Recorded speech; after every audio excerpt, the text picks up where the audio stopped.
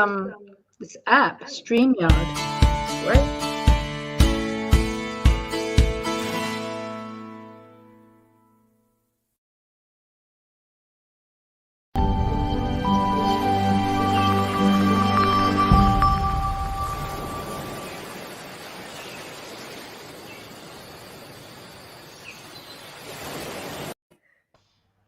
Hi everyone. Today Kim Knight is with us, and we are gonna talk about emotions and how they affect our health. Welcome to my show, Green Healing Show, and I'm very pleased and very happy to have you here. Yeah, thank you. It's wonderful to be here, and I'm super impressed by your show. Thank you so much. All right, I've seen a lot of skills. And when I wanted to choose a topic, I said, oh my goodness, she's very resourceful because I know you touch a lot of areas and you have a lot of certifications and you work for like 30 years. And I'm so happy that you give us this opportunity to touch base about emotion and how they connect to physical illness and chronic disease. Yes. Yeah, okay. Tell me about yourself. What did you do? Why did you end up helping others for chronic disease? And currently, what are you doing? So, as it is probably for many therapists and coaches, it was through my own journey of being ill and getting well. And that was a long, long journey. And to try and make it very, very, the story very short, I was diagnosed with clinical depression when I was 28. And I hadn't literally even heard of the word depression when I was diagnosed. I didn't even know that I was unhappy. That was how disconnected I was from myself. And that was really the start of the journey. And I thought I was sorting myself out, but as I learned later, I really wasn't. And the way that I discovered that was several years later, I was diagnosed with chronic fatigue syndrome. And I had a whole host of other symptoms and diagnoses, including asthma and chronic allergies and chronic back problems and, a long list of different symptoms. But the chronic fatigue was debilitating and I couldn't work. I had to stop working.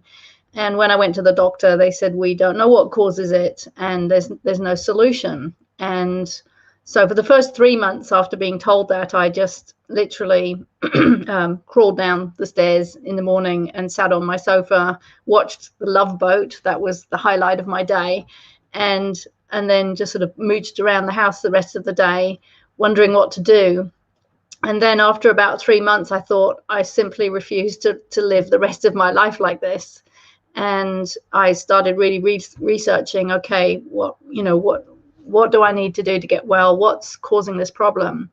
And that took me on a very, very long journey of trying over 200 therapies, not making any progress. Yes, I'd learn a bit about myself, but it was like 2 steps forward, 1 step back, sometimes 2 steps forward, 3 steps back. And that just went on for about 5 years. And then I was lying in bed one day. I'd managed to get away on holiday, but then I got sick again. I was in this beautiful resort in Australia, excuse me. And I was lying in bed, unable to get out of bed in this beautiful resort where all I wanted to do was be, outside in the pool, and I couldn't get out of bed.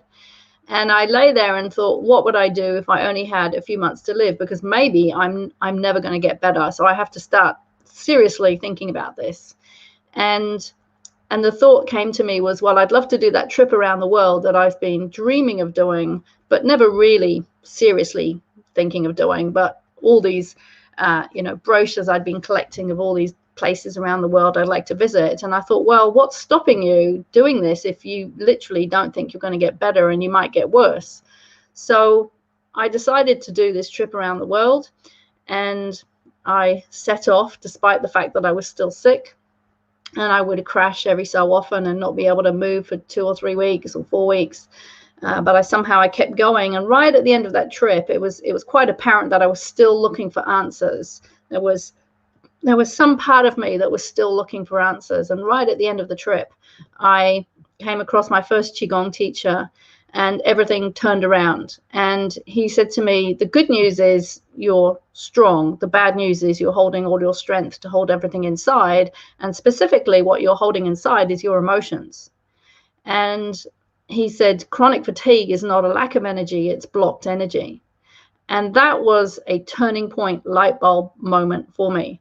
And I had a huge emotional release because I was just ripe and ready for it. After all the work that I'd done building up to that, and finally I could no longer hold all of this inside, and I had a huge healing experience. And I was able to actually walk out of his clinic afterwards. I hadn't barely been able to walk in when I arrived. And I immediately started to learn more about emotions. I thought, okay, I need to understand about these emotions and how to identify them, because I haven't been noticing them, and I have to learn how to clear them and out of my body. And I just have to learn everything about emotions. And so I spent the next 5 years doing that, learning specific techniques for identifying and clearing emotions, both at a conscious and an unconscious level, at a mind mental level, also at a physical level, because emotions are also, they are physical, they are held in the body physically at a cellular level. And slowly I started to get better. And it still was, it wasn't an easy journey. It was still 2 steps forward, 1 step back. And every time I went backwards, I'd have to ask myself, what am I missing? What's the missing piece here? And there would be another piece of the puzzle that I would discover. And really, a lot of it had to do with, well, so many, there's just so many things. It's hard to say it in one go, but self-care and taking care of oneself and not harming oneself emotionally, mentally, physically, energetically was critical. And also de-stressing, understanding how stress really inhibits the healing response in the body. So there were many pieces to the puzzle. And so from the date that I was diagnosed with chronic fatigue, it took me 10 years to say that I could say that I was 90% better. And during that journey of the second half, the second 5 years, I was doing a lot of therapy training just to heal myself, but I ended up being professionally trained at the end of those 5 years in several therapies, never ever with the intention to be a therapist. It was just to heal myself. And then people started asking me for sessions. So that's how I started working. It wasn't intended. It wasn't like, hey, I'm going to set up a business and this is what I'm going to do. It just happened by default. Yeah, that's exactly what happened to me as well. Because I was struggling with fertility issues. Then I had my baby girl. Then suddenly I said, why not helping others? Because that's a great blessing. Why not others have it? That's why I ended up studying fertility coaching and then be a fertility coach. That's exactly the same. So just have some question, let's say, about asthma. I know there is a book from Louise Hay. Have you heard about it? And she actually talk about the relation between physical disease and emotions. And I love that book because she actually talk which exact emotion can affect your body and which part of the body. Let's say about the asthma, because you mentioned you had asthma before. How did you deal with it? Okay, are you referring to You Can Heal Your Life? Is that the book you're referring to? Yes. Yeah. So what's interesting about that book is I will answer your question, but just a little detour to get there, is I was introduced to that book literally within the first couple of months of arriving in New Zealand, which was 30 years ago. And at that time, I'd gone through the depression, but I hadn't yet had the chronic fatigue. And I was flatting with this girl. We got on very well. And she came up to me one day and she said, "Hey, there's this amazing book that I've just read. Do you want to borrow it?" And she handed it to me. I opened it up to the first page of the first chapter, and I started reading the words on the page, and it felt like I was reading Chinese, even though it was in English. In other words, I didn't understand a word. And I very politely said, "Thank you. I'm sure it's wonderful, but no, thank you." And I handed her the book back. And about a year later, this is still before I got into, because that was in 1990, and I didn't start getting into personal development properly until 1993. So it must have been about 1991. I was in a bookshop and I saw the book again, and I picked it off the shelf. I opened it up to the same page. I started reading it, and it made sense. Now, this is very interesting for understanding how the consciousness works. I was looking at exactly the same words on a page. 1 year before, it was gobbledygook, and now it was starting to make sense. So what had changed? Somehow my consciousness had changed. And actually the reason that my consciousness had changed was that in that period of that year, I had gone through healing, getting out of a very abusive relationship, and all that it took to do that. So back to your question about asthma. So I would say, and this is no disrespect to Louise Hay, because she really put this topic on the map, is that her book is quite simplistic. We have to take it with a pinch of salt and not say, okay, well, if she says this, then it's exactly this for everybody, because that's not how it works. Because we heal a person, not an illness, and we heal a whole person's life, not a condition. And I'll say that again because it's so important. We heal a person, not an illness. We heal a whole person's life, not a health condition. So there are many, many different modalities and what's the word? I can't think of the word, but many different approaches to understanding, well, what's the correlation between emotions and physical symptoms? And different modalities will have different ways of explaining things, and they will have different definitions of, okay, well, this emotion is correlated to that physical symptom. For example, there's the emotion code, and there's body talk, and there's, some of the ones I've studied, motivational medicine and lifestyle prescriptions. There are so many different approaches. And so what we have to do is, and that's what I do when I work with people, is I look at their whole life to assess everything in its totality, because different symptoms are all connected underneath the surface. We might have, say, asthma and allergies and back pain, and we think, well, there's no connection. But actually, when we look beneath the surface, there will be some themes that run through everything, and it's those themes that we really need to get to. So it's not an easy answer to answer your question, but if I bring it back to me and the asthma that I had, what was really interesting was I didn't have asthma as a child. It started in my 30s when I was getting into quite heavily into personal development.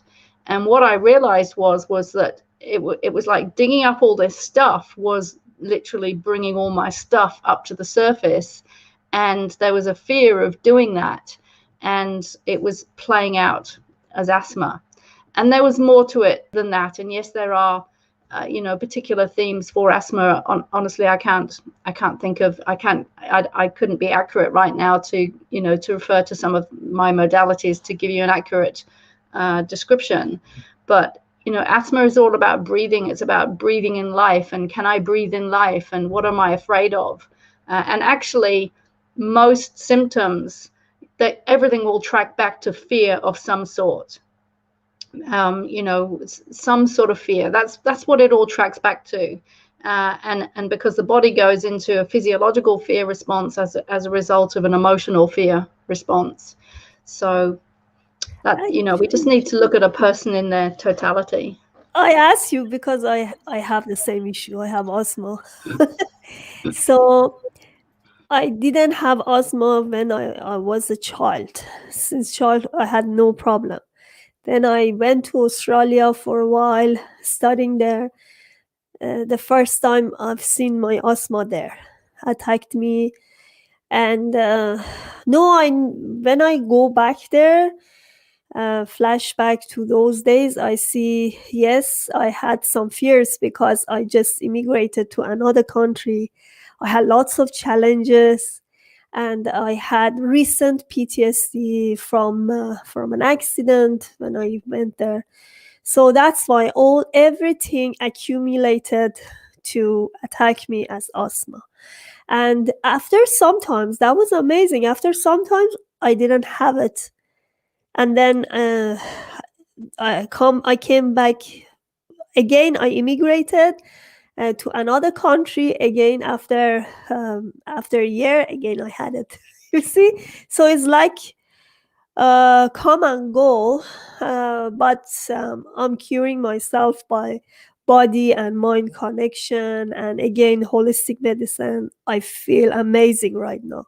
So that's why I'm asking you, because as you said, and I'm talking to so many therapists, and they said, if you have a chronic disease or even cancer, they must be, when you realize that you have it, they must be something wrong with you for years, and then you accumulate it there, and then it show up as cancer, asthma, or any kind of chronic disease.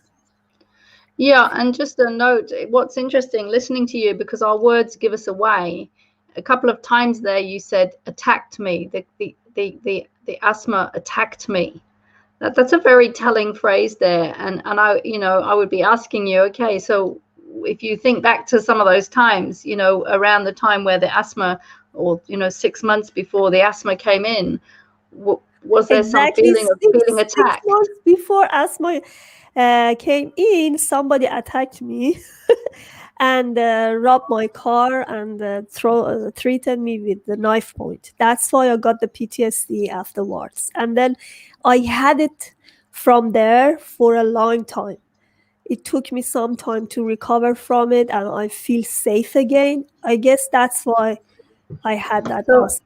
as you're saying that, because I feel people's energy, and I feel a shift in my energy, and it's still processing. So I'm Yes, helping you. and and there's something really key there, because what happens is when we have a traumatic event, it's called, there's a name for it, which we could give any traumatic event. It's a Yudin experience. A Yudin experience it stands for unexpected, so it comes out of the blue, right? It's dramatic because it's dramatic. It's isolating because often we feel isolated either in the moment or afterwards, and there's no strategy in the moment that it happens. There's no strategy. Now, when that type of event happens, it's a shock trauma event. There's fear triggered, right, biologically in the body, and fear it's a biological response, but it's also emotional energy. It's energy. And in the moment that it's triggered, if we are unable to fully resolve that event in that moment, which is often very impossible, that energy is snap frozen, just like snap freezing peas. It's snap frozen at a cellular level, and it will lodge, because the body is incredibly intelligent, and it's designed to specific organs and tissues are designed to hold that energy until we can clear it. And so that fear gets snap frozen into cells somewhere in the body, in tissues or organs, bones, whatever, and it just gets lodged there, because we're just trying to survive in that moment. So what we have to do is to come to recognize and understand what is happening in the moment, because often if we're not educated into this, we have no idea. We've just gone into the fight, freeze response, and we don't have an understanding of what's happening. And then what we need to do is we need to, as soon as we can, but although it may be many months and years later that we do this, but ideally as soon as we can, we self-process or get some help processing that emotional energy so that it's cleared. So I'll give you an example. I mean, obviously, when I was younger, I never knew this, but then once I learned it, I was like, oh, okay, this is interesting. And about 5 years ago, I was living in a house in Auckland, and I really liked where I was living. I'd been there for 10 years and I felt quite secure. And for me, having security is quite important. And I went to speak with my neighbor, and they'd said to me, hey, we we want to have a chat with you about something. It's not important. We just want to have a quick chat. And I was like, oh, okay. And the only thought that I had was, oh, they're going to put the rent up, because they hadn't put the rent up for a while. So I was out standing in the field next to them. I went to say hello, and I said, so what is it you wanted to talk to me about? And they said, oh, nothing. You just need to move out of the house. And I just, in that moment, I had a Yuden moment. It was unexpected, dramatic, isolating, and no strategy. Because in that moment, I was like, oh my God, where am I going to go? It's 10 years since I moved in there, and prices have doubled, and I don't know if I can afford to live anywhere else. And I was literally having this Yuden moment, but observing it at the same time, and feeling the fear and the shock and the disappointment, and being able to label all our emotions, which we have to learn to do if we want to be emotionally masterful. And I just stood there with my mouth literally on the floor. I mean, you hear that expression, but it was like, oh my God, my mouth is open and I'm just in shock. And then and I said, excuse me, I'll talk to you about this later, because I knew I had to walk away and process the fear and the upset. And as I walked away, I started processing it, because I knew that I needed to get rid of that trauma. Now, obviously, that is a minor trauma compared to a lot of other traumas. But for me, it was a trauma. So it's really, really useful thing to know, the Yuden. Yeah, that was interesting. I had a little drop, from you.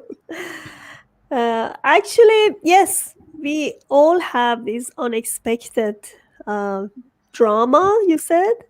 UD, Trauma. right? Yeah. Trauma. Yeah, trauma. Because you say UD, so... Udin, UDIN. It stands for unexpected, dramatic, isolating, no strategy Oh, event. UDIN. It's an acronym. okay. Because I see when with my clients and myself as well, when I was struggling with fertility, that's the same thing. Because when you are announced that you are diagnosed with unexplained fertility, that's the bad shock, real shock. And then you said, all right, you cannot have any baby, or we don't know the answer, or you may have recurrent miscarriages. This kind of thing hit you, and it takes time for people to um, process it. Yeah.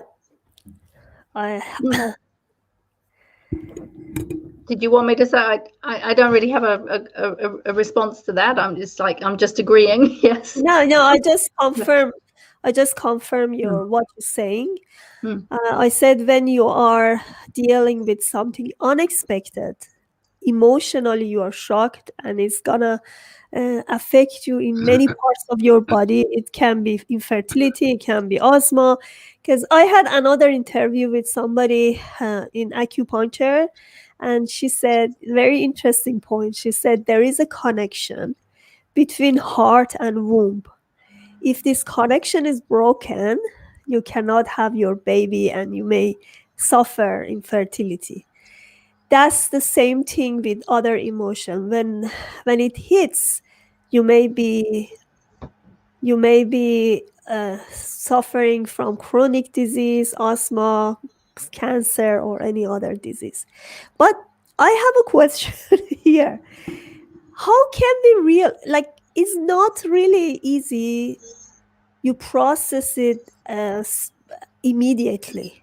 When you are hit by a trauma, all of the sudden you're thinking, all right, what should I do right now? It's not something that you can process at the same time. Let's say when somebody is going to kill you, this is nothing, you are not taught to have a response to this unexpected trauma, you see? So that's why you're shocked when you experience something before like this. You may have some other response, but when this happened for you for the first time, you can't do anything. Like, your mind gonna be shocked and your mind is gonna be freeze. It's gonna be frozen. What do we have to do at this time, like when we are something happened to us unexpected? How can we deal with it?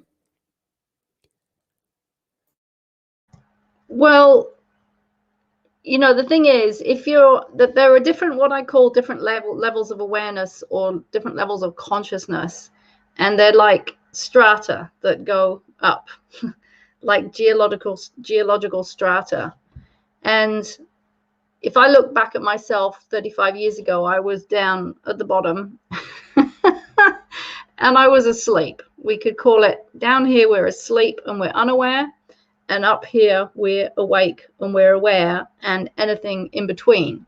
And as we work on ourselves and we work through our stuff and we do our personal growth work, we move up this, we move up the layers, and we move from unaware and unawake to aware and awake. And that is the journey of human life. So if we're down at the bottom and we're unaware, we just don't. When I say unaware, what I mean is we don't know ourselves, and there's a lot of meaning in that, even that phrase. But we don't understand ourselves. We don't understand how our body works. We're disconnected. There's a sort of a mind-body disconnect. We don't know how we're feeling. We don't know. We're not aware of our thoughts. So there's awareness plays out mentally, physically, energetically, spiritually. If we are more unaware, then we're just going to be going into animal response in a real, traumatic situation, and we're just going to be responding, from a survival response, from an animal response, and then probably afterwards, then we'll go into shock, and then we'll maybe have some emotions and cry and feel upset. Maybe we'll feel anger. And then maybe we'll go into blame, and blaming, out externally, and blaming, what happened to us on something external. And it's not that we were, at fault, so to speak, but the attitude more of an unaware person is to blame and to find something outside oneself to blame. And if one hasn't sort of started exploring emotional healing and personal development work, then probably we'll just get on with our day and our life, and we'll think, oh, well, I'll just forget that, and won't know at all that actually the trauma is still inside us, and the emotional shock is still inside us, and it's playing out, and sooner or later it's because it's been held by a particular, or in a particular tissue or organ, that tissue or organ is now compromised, and it may start to create symptoms later.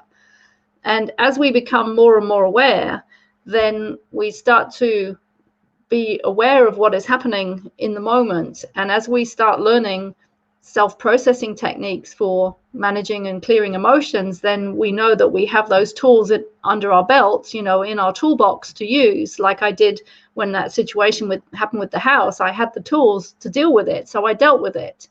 But that was through conscious awareness and choice. And also, what one learns on one's journey of improving one's self is, de-stressing is a major segment of that work. And so for many years, I didn't know that I was stressed. I clearly was, but I didn't know it. And then one day I had a light bulb moment of understanding that the reason I was stressed, even though I didn't want to be, and that I couldn't relax, and I couldn't sit down for 5 minutes, and I couldn't meditate, and all this stuff, was I had this light bulb moment of realizing the reason I'm stressed is because unconsciously, when I was a child, it wasn't safe to be relaxed. So therefore, I have trained myself unconsciously to stay stressed in order to stay safe. And this is actually a big issue for many people, and they have no idea. So one of the things that we learn on our de-stressing journey, and actually it's a de-addiction to stress, because we're actually addicted to stress, and all addictions are about protection, they're about self-protection, is that we learn that as we cultivate ourselves and we cultivate our mind, we cultivate controlling our thoughts and thinking more positively than negatively, but not just through positive affirmations that cover over all the rubbish underneath. We have to transform our patterns of consciousness.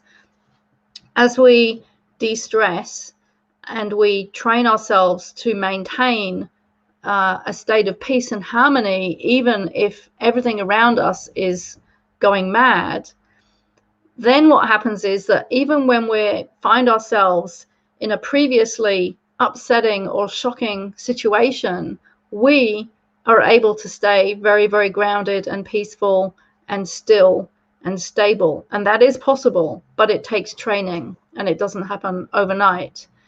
But that is a big part of personal development. It's not just about clearing away the negative, it's about cultivating the positive and knowing how to cultivate an ongoing state of peace inside, so that when chaos is happening around, we stay balanced and centered.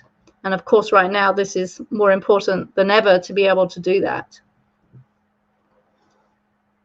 Actually, I remember a story of mine.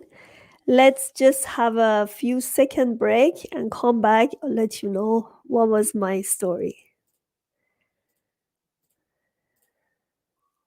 Please subscribe to Panta Calhoun Transition channel and order my book Rules of Change for the Better. Tune up your mood and transform your life to reach your biggest dreams.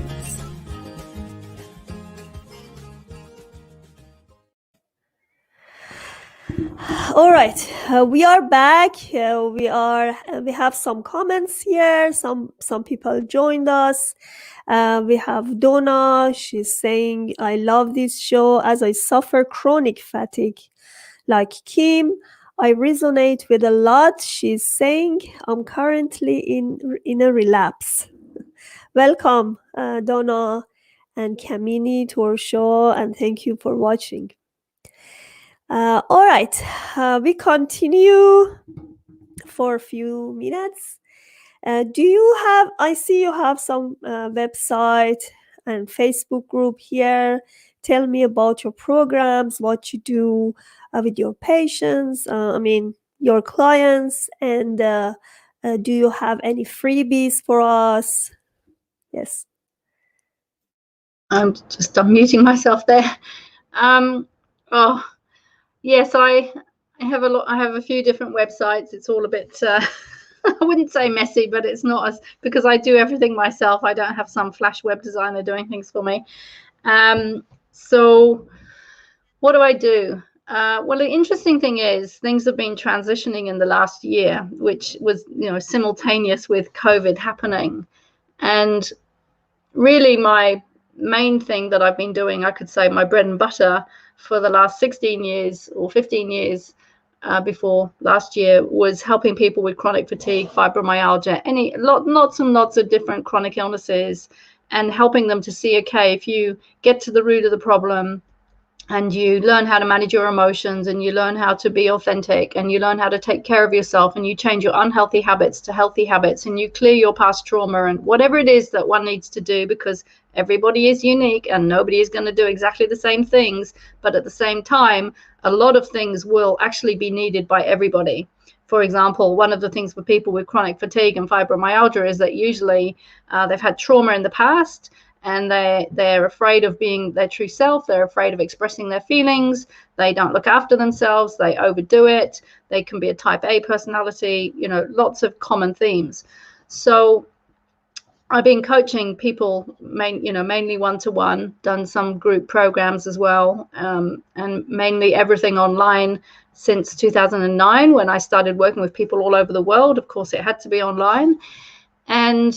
But simultaneously, I've been doing a lot of Qigong training and training in transformation of consciousness. And I could feel like, okay, something's changing in my work here. It's not like I'm consciously saying it needs to change, but it's changing. And so a lot of what I've been doing the last year is more focusing on cultivating the heart consciousness. I mean, obviously for myself, but helping other people to cultivate what we call the 5 essential qualities of the heart, and also a lot of emotional processing training, and how to be emotionally intelligent. And I have a 7-level system in the Emotional Alchemy Academy, which takes one through a very, very comprehensive training of how to become emotionally literate, how to become emotionally intelligent, how to take one's power back if one's been giving one's power away. I mean, lots and lots of different topics within those 7 levels, and moving up to the spiritual reason, we could say, of why is it, if we're a human being evolving on this planet and we want to evolve our consciousness, why is it that we have to master our emotions? Because we have to. So a lot of group live trainings, a lot of on-demand trainings that people can use at any time by themselves. And so really it's sort of, stress management, emotional mastery, transformation of consciousness is probably the 3 main things that I could boil it down to, but there are just so many threads within each of those. All right, thank you so much for being part of the show. Please let me know if you have any other words, like last word to give my audience some hope, some recommendation. Oh, sorry, was that a question? I said, do you have any recommendation for my audience? Well, it's about coming to know oneself, and in order to do that, one has to have a desire to do that. Exactly. The interesting thing was, when I was on that sofa for 3 months watching The Love Boat, which was the highlight of my day, and then it finished, the series finished, and I literally sat there and thought, what am I going to do now? There's nothing else in my life. And I could feel this anger coming up inside of me, this power of, and saying to myself, I cannot live, I will not live the rest of my life like this. I will find answers. And that was really the beginning of the change, because I had a strong, deep desire in me to want to get well. And what I found over coaching many, hundreds of people over the years is that is the first step. There has to be a desire. Even one doesn't have to know how or what. One just has to want the change. And as soon as we put that out energetically into the universe starts bringing us some answers. And you'll meet somebody and they'll mention a workshop or a book or something like that. Exactly. But first of all, there has to be the desire. And, quite a few times I've had people ring me up and say, my partner or my brother or my sister or my child or whatever is ill, and I want them to see you. And I say, yeah, but do they want to see me? And they go, no, not really. And I say, well, it's not going to work. So we have to have the desire to get better. And as long as we have that strong desire, then the answers will start coming to us. Yes, exactly. I totally agree with what you're saying. Yeah. And here we have comments. Donna said, I'm very driven person, except when I'm in relapse. I have been well and balanced for 5 years, but overdoing it and extra stress and family trauma, next minute relapse. Do you have any recommendation for her? Yeah, well, what I would say with somebody who's still relapsing is that they haven't actually really got to the root cause of the problem, not fully. And there's more information that needs to come to light, and there are more changes that need to happen in terms of understanding oneself and clearing perhaps past emotional, unresolved emotional trauma, but also changing lifestyle habits so that we're not doing damage anymore. Because our body relapses because it's saying, you can't keep doing this, you have to change. And in order to protect you from not literally keeling over and dying, I'm going to take you out by, making you, lie on your back and be exhausted, because you need to see what needs to be changed still. And the thing is, our consciousness is a very, very tricky thing. It's a very sneaky thing. And we're not aware of what we're not aware of. And we can think, it's like consciousness is a continuum of awareness. And, if you imagine a line, and over here is unawareness, and over here is awareness. And we can be, say, over here in unawareness, and we can think we know ourselves and that we know all the reasons why we're ill and all the causes and everything. But actually, there's this whole area here that we're not even seeing yet. And sometimes we cannot see that by ourselves. We have to have help to see it. Yes, because sometimes I see when I go through intake form from the clients, it's a whole body analysis. It's totally emotional analysis as well, because you never ask this kind of question from yourself. Mm. You know, Yeah. when you don't solve a problem from the same level of consciousness that created it. Ask me, why do you ask these questions, like emotional question, PTSD? They even don't know that trauma may affect their infertility. And Of course, because nobody's trained. This big awareness, if that's not only for infertility, cancer, a lot of chronic disease are from emotional state and all the traumas or fear that is not processed yet. The reason people come back to those chronic disease again and again, and they're not going to be healed, because they haven't been healed from inside. Still, they have these traumas, right? So, yeah, that's why we really need some time to look back and sit, meditate, and see. But it's not just about healing the trauma. It's about making positive lifestyle changes, doing things differently. So, for example, if you've been putting up with your boss treating you badly, or your partner treating you badly, that has to change. Because if we don't, then the body's going to continue to send lots and lots of emotions, which we're going to suppress. So we have to make a lot of change. Exactly. Not only with the trauma, but other emotions that we are dealing with every day. Yes. Yeah. Yeah. Thank you so much, Kim. There are still lots of questions in my mind, but we don't have too much time left. Thank you so much. And thank you. Yeah. Thanks.